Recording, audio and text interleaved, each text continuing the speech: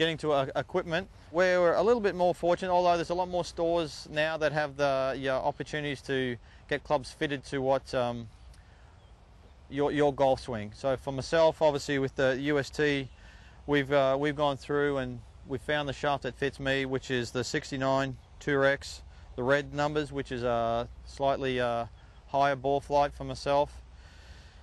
It's so we go through and we test different shafts out, and for me it's been the most consistent shaft I've come across.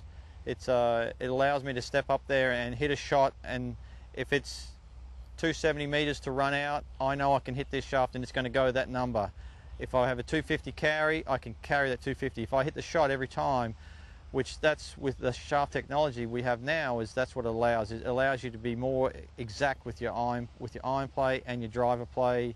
Every club in your bag, you've got a number you can carry and a number how far you can go. Obviously how far you can go depends on the grass, how firm it is, if it's wet, soft, and the conditions obviously change with carry as well, if it's cold, hot, all that sort of stuff. But with the technology we have these days at our hand, which and obviously the public do as well now, when you go to all these different golf stores, you should be able to get the shaft suited to you, which I think is a huge plus, which I think that's where nowadays you're getting guys who are consistently longer, is because we can match the shaft to our swing.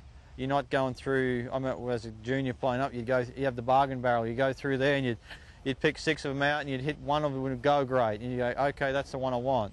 Whereas this takes away the guesswork. You get there and we have our launch monitors, we can check the spin, all those good things, and that's what I think is a huge bonus now in this game, which makes it a little bit more enjoyable, is that we can all have the exact equipment that we need in our hands.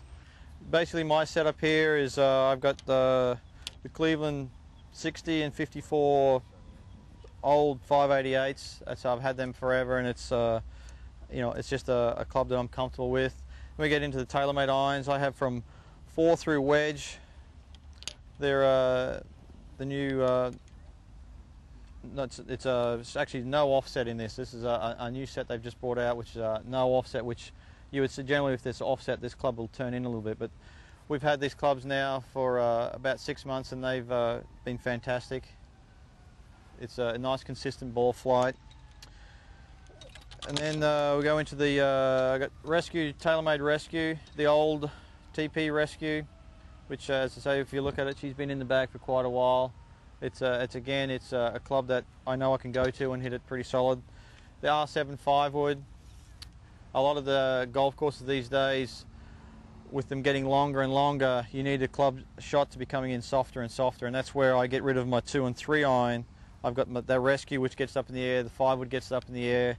Got the old Koala sitting on top of the 3-wood, the Aussie Koala.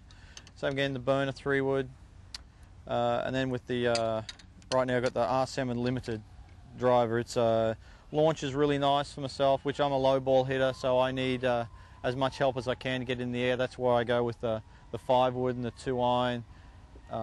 With golf courses being longer now, you need those to land softer. The old 2 irons and 3 irons I used to hit were very low, and I'd land on the front and it'd roll through, which wasn't much good. And then we get to the putter, which Scotty Cameron made a great head cover for us. That's the Aussie crest, the kangaroo and the emu, and then he's put his little Scotty logo in the middle there. And yeah, I've used the Circa 62 Model 7. We changed style of putting a while back, where I was basically feeling as if I was chipping a shot. I was always very much this way, trying to putt, and it just seemed very robotic. I didn't feel very natural, so we went to a little bit side saddle. The shaft changed because it had the old neck in there, so we've gone to this, which is a little bit more toe weighted, so that allows me to, as if I'm hitting a chip shot. So basically if I move from bag, I could hit a chip shot. So basically that's what I'm doing with my putting. It's just a small chip, which allows, because for myself I used to swing it in here a lot but with chipping you kind of have to go that way. So I'm thinking I'm chipping, which then it actually gets, for myself, gets the putter head actually working correctly.